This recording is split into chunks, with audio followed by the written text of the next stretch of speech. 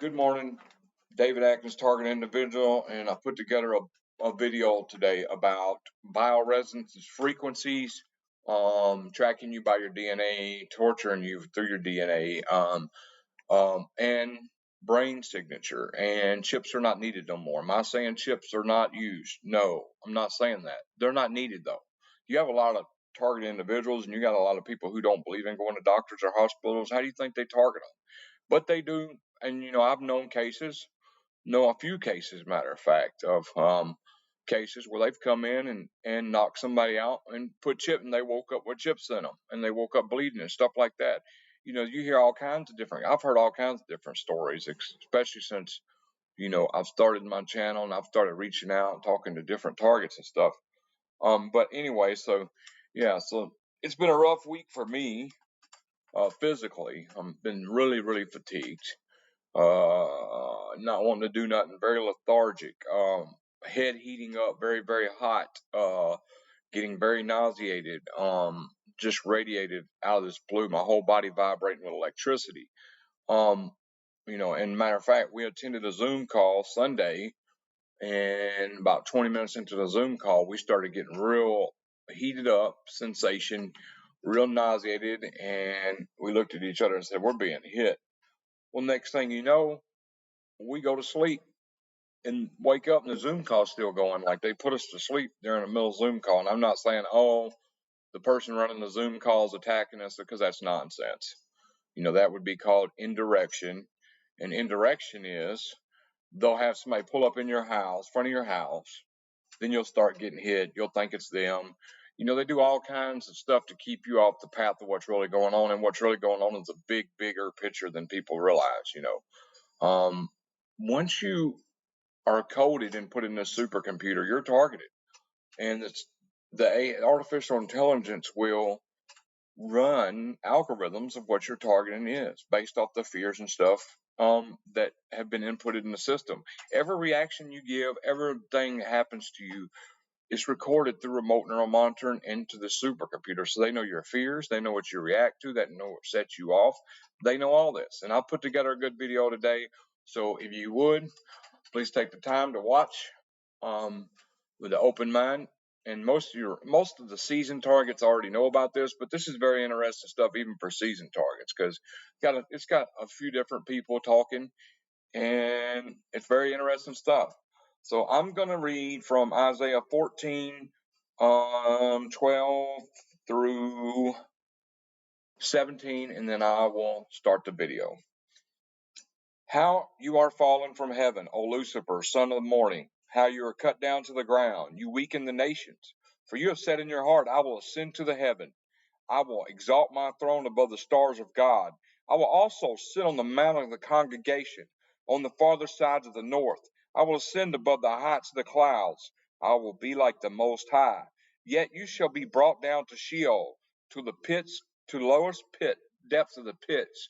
Those who see you will gaze at you and consider you, saying, is this the man who made the earth tremble, who shook kingdoms, who made the world as a wilderness and destroyed its cities, who did not open the house of his prisoners?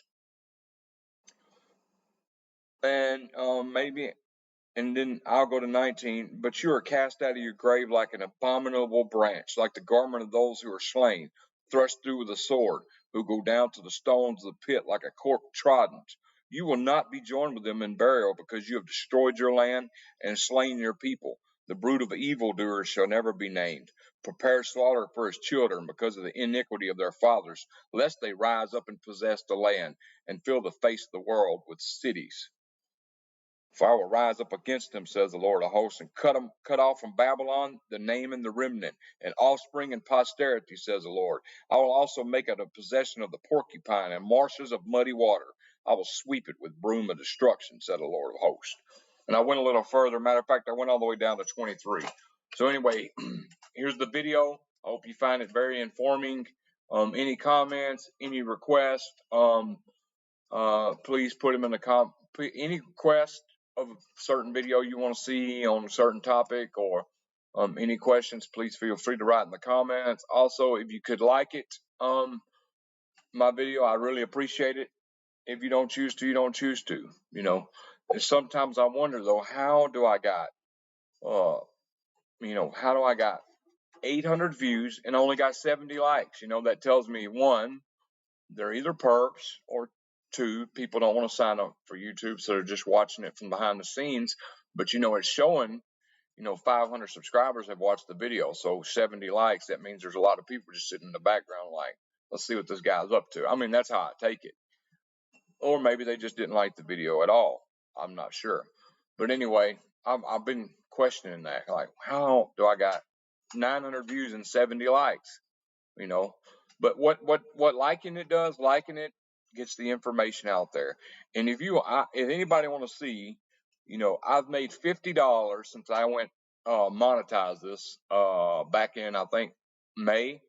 $50, and I can't even cash it out, because you can't cash out unless you get to 100. So don't think I'm doing this for spending all this time for $50, because no, I'm not. So I'm not asking you hit the like button so I can get more money.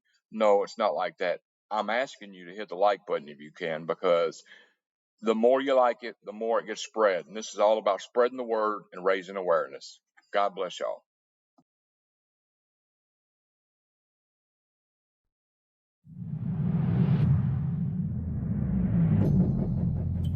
It's important to understand what the 5G is doing and what they say it's doing. We're told on the IEEE beamforming document that this technology cooked your eyes like eggs in World War II.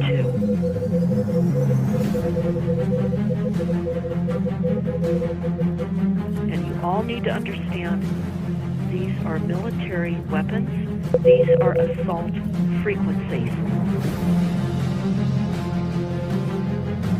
If you garner nothing more than that, that's what you need to know. It's microwave radiation warfare is what this is. You're going to feel it, whether it's from satelliters, whether it's from cell towers, whether it's from aircraft, whether it's from a truck, whether it's from a stationary base. The main thing is that if you are in that field, then you're going to feel it. So, it's the same thing it's basically the same as a cell phone, because it doesn't make a difference where you are in the country. If I call your cell phone, it's going to ring. Right. Okay, well, this is the same exact thing. Once I have your biocoded information about your biocode, I just transmit that off all the towers in the United States, and you're harassed no matter where you are. There's a bioresonance to every individual, just like our fingerprint. Every person has an individual DNA, a different bioresonance.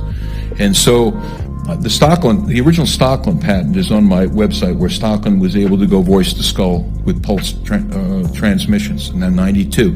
And then after the rest of the development went black ops. We don't really know what happened after that. We knew we could put voices in group people's heads.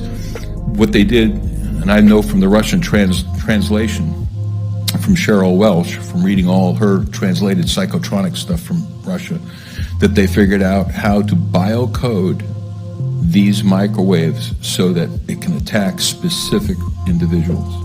Once they have your DNA, they take the DNA and they put your DNA code in a supercomputer. And in that supercomputer, they run algorithms that biocode electromagnetic transmissions so they bioresonate with your body.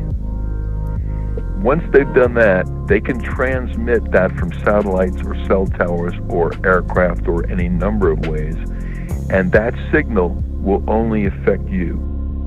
Mm-hmm. Yeah, like I said, the cell phone towers and everything else as well. Well, the towers are the Matrix. You know the movie The Matrix?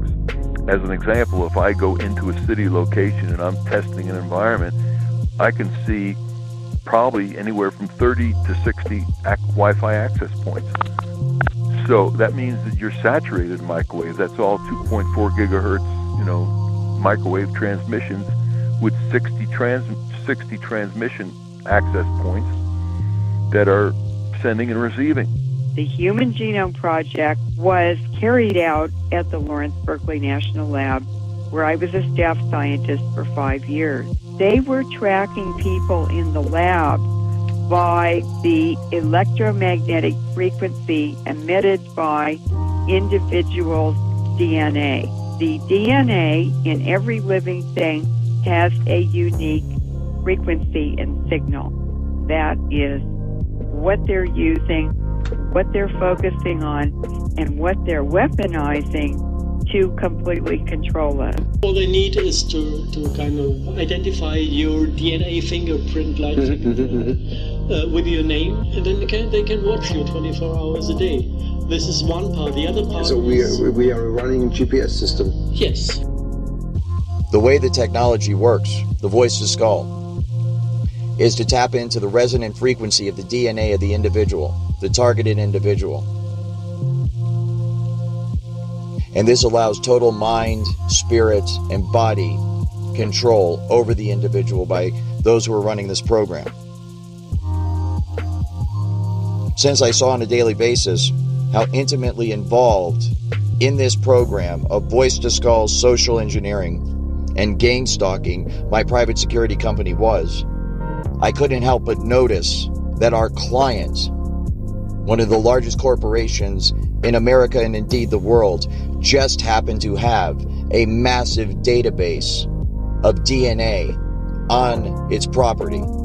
A DNA database that stores the DNA of millions of Americans. Their emotions, their thoughts, their minds, their heartbeat, their muscle movements, their dreams, their thoughts. Everything they see and everything they hear is all recorded and manipulated by this technology. And all of this is made possible by the people running this program, utilizing the technology to tap into the resonant frequency of the individual's DNA.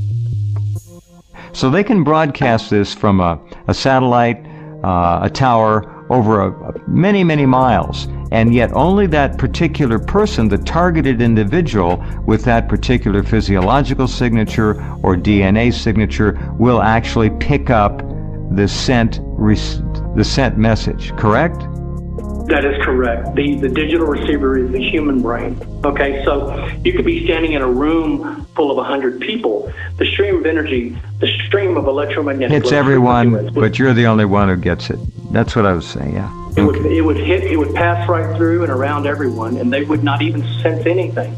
But the victim would absorb the energy and feel its effects, because only the victim possesses that specific brainwave signature, which the stream of energy is tuned into. The supercomputer begins to monitor all electromagnetic activity of the victim's brain by way of this bidirectional stream of energy. And it begins to monitor and download all that information back into its database. The system, the supercomputers are designed to clone, to download one's entire persona and psyche back into its database. Because of my responsibilities in surveillance as a otherwise normal security specialist, I was showed this technology at work. And it was through the perspective, of course, of the camera, and what I was told that it was obvious it was being used through the eyes of the targets. So I have seen it, and it is absolutely remarkable. It's just like a first-person, video game or something where you see right through the eyes of the individual. When we look through our eyes, there are photons hitting the outside of our face. They don't actually make it into the part that thinks. The part that thinks is looking at something else. It's looking at some kind of weird compressed signal. Basically, those optical signals are interpreted by the brain, and then you perceive them as vision. You perceive them as pictures and so forth, but this is all electrical signals within the brain. And so the exact same thing, the data is taken in through the eyes, and then your brain renders it in a visual form that we know as sight. The exact same thing happens with the computer. The data is sent to the computer, then it is rendered in the form of a picture that people can look at. Images, like natural images, like what I'm looking at, have so much structure that they can be shrunk and compressed into a very tiny, what AI people call representation. So what our brains seem to do is build a very, very good compressed representation of the world, call it a model. So just like if I have a building and there's like a blueprint or a scale model of the building, imagine I have the whole world and all of its concepts, and I shrink it down into this weird compressed representation so that it fits inside my brain. The exact same thing happens with the computer. The data is sent to the computer, and then it is rendered. And from what I understand, that's where this technology is right now. The cutting edge is trying to marry, the software that's used to render it on the computer and the actual detecting of the signal and the hacking of the signal within the human mind. So the modern view of intelligence, or call it cognition more generally, is that it's a very important thing that we create models of the world inside our heads. They're using two interfaces, like we said, the brain-to-computer interface. That's the supercomputer. The sophisticated and advanced exascale system downloads all of your, all electromagnetic activity, all these synaptic responses, the electromagnetic emissions of the victim's brain is downloaded at the speed of light. Energy travels at the speed of light, so they can download, upload at the speed of light. Sure. Back into a database. As they build, as the supercomputer is programmed to build, using various software programs, a cognitive model of your brain. And what we are trying to do is to use this precious knowledge to build machines that can actually create, manipulate, and use these parallel realities in the service of this one. We want to grab those parallel realities from this abstract space in which they live and crunch them down into this chip. To eventually achieve direct behavioral control over you. And then based on, that cognitive model being complete, to begin to be able to predict and influence in advance the reference choices of the victim during thought composition. As the victim is formulating his thoughts and preparing to act, the supercomputer already has that persona and psyche, all your emotional state downloaded, every vector of your emotional state downloaded, so I can already predict and influence those events in your life in advance and achieve direct behavioral control over you. And they had created a digital model of Earth and everybody in it, down to a digital GPS coordinates model up to even a vertical dimension of 1.5 centimeters, every building, every roadway, everything. And what they want to do is create an Internet of Things where in digital space they know exactly what you're doing in real time. They want to know in real time what shows you're watching, what sandwich you're eating, what part of the house you're walking around. They want to know everything. Where they are literally just seeing what it's like for someone to eat a sandwich, what it's like, the emotional response and the brain activity when someone is insulted, when someone gets love, when someone interacts with someone, all of these different aspects of the human experience, so that my original thought was that they are using it to be able to program the technology itself. Robots the smartest people. Artificial intelligence, AI. The idea is to port the software from the human brain. So what you've heard about AI is not what we mean by AI. What we mean by AI is a software system that can do literally anything that a human can do. Literally anything. In fact, the very nature of the research and development program that is going on in Seattle, Washington, and I think by extension what's being done to TIs around the country is very largely geared towards the monitoring of human beings for the specific purpose of recording every aspect of human existence, to monitor our thoughts, to monitor our emotions and our feelings, to inform computer software that is used on robots, that is used on computers themselves, to make them as human-like as possible. And obviously, computers are better at things than people in lots of different ways. So now imagine, not only can they do everything that a human can do, but they can do everything that the best human at any task could do better than them. In 2003, they launched what's called the AI system, which is a intelligent supercomputer with the intelligence of a human being. In other words, a smart human being. But able to think 10 trillion times faster, with the access to all known knowledge and history, and a complete access to the internet and all of the communication pathways. If in fact the algorithms that are now believed to underpin certain aspects of cognition can be run on a quantum computer, the kinds of life or kinds of species that you'll get from that will be qualitatively better. What you might get is a sentience which is fundamentally different and better, in the sense that they'll learn things faster, they'll have deeper insights, they'll be able to predict into the future farther, they'll be able to take actions that have access to understanding that we don't. That's in a sense what I'm talking about, is that if you could build an intelligence that had a deeper ability to speculate about the outcome of its actions, you might be able to get something that was qualitatively smarter. You might say, if you wanted to, it's hard to define intelligence, but qualitatively better to predict the future more effectively than any human biological brain could do. So you're dealing with a system of remote neural networks. That's what's targeting you, okay? Remote neural networks, okay, with a will, intellect, and emotion of their own. The system, the RM supercomputer that's targeting you, okay, that uses one of these three relay stations, the tower, satellite, or mobile platform, it actually locks on to your emotional state. Once the cognitive model, this generic model is built, it begins to lock on to your emotional state, okay? And then it begins to not just to monitor, but to manipulate that emotional state. They need to map out all 7 vectors of the emotional state of the victim in order to create this cognitive model, this reverse engineered will, intellect, and emotion. That's your human soul, by the way, okay? The human soul is the will, intellect, and emotion of the victim. They figured out what to do with the human body. The 5 senses, they can pretty much achieve whatever they want by manipulation of the human anatomy with mind control technology. Now they're going after the soul, the will, intellect, and emotion. I could build, I think, a soul. Here's how I would do it. I copy you exactly into a digital environment. Everything about you. Imagine that was possible. It probably is. So if I copy you into a machine, that copy process has all of the properties we were talking about as being a soul. First of all, it's immaterial, because copying, that's not a thing, it's a process. It's immortal. It's just like you. You can put it in any environment you want, heaven, hell, make a simulation. So, all of these things that reside in our heads, these abstract concepts, I think that eventually we can build them, and we have to decide what we want to build. They are building false realities into which they want to induct you so they can play God.